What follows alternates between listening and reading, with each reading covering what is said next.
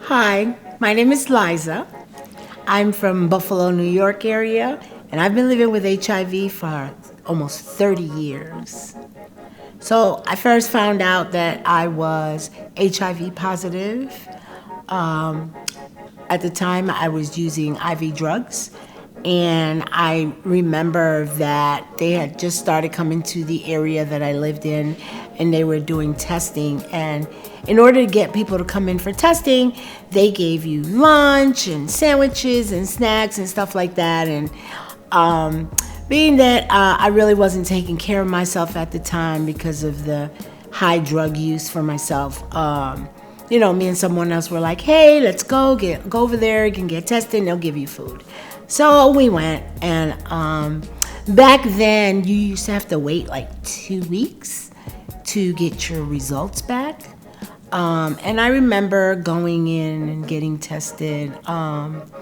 They had also started a syringe exchange program with the testing. So I became a frequent client of this agency for their needle exchange program.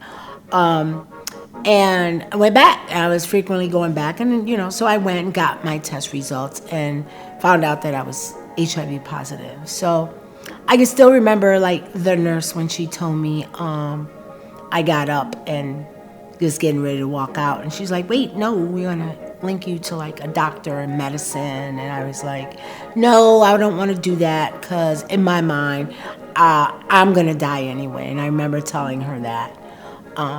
I lost my father in 1984 to complications to AIDS. He also was an IV drug user, and all at that point, when I became positive, all I knew was that people died, and there was no real medication out at the time. So I went really into it deep, got in deeper into my drug use, and been to prison and homelessness and all that. And it wasn't until I started to get help for my addiction that I really took the time to start taking care of myself as far as my HIV and going to those doctor appointments and things like that. So that's when I started to get more educated and things like that. Wow, it seems like a lifetime ago for me. But I also remember back then people being out there and talking about living with HIV and willing to help others and advocacy and stuff like that. And I always thought, oh my God, I could never come out and tell my story. I was very particular on who I told my status to. My mother knew. Couple people knew. The only people I really felt comfortable with knowing my status were people in the medical profession, because I knew that they legally could not say anything to anybody. So that's the furthest I would take that. It's been a long journey for me. I want to say that I've also been in recovery for almost 29 years. So that's really exciting to me. But it has been a real journey for me. There have been a lot of ups and downs. There's been a lot of loss in my life. My mother in 2000, my mother also was HIV positive. And she made a conscious decision because of the complications with her medications to stop taking her medications. And my mother passed away in 2000, and she had complications and ended up dying from liver failure. But she was also HIV positive. So sometimes I wish she would have held on, just because of how far we've come with the medications and the advancements that we've come to have, right? Like I come from taking 14 pills a day to now I get the injectable, right? And it's once a month. And that by itself has been a game changer for me.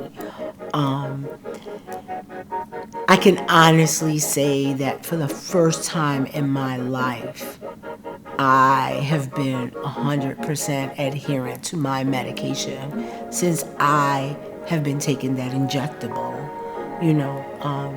There's just something that happens sometimes, to me anyway, that I kept getting reminded every time I had a handful of pills about my HIV. So when I heard about the new and improved medication, like, I want it in. So that definitely has been a game changer for me.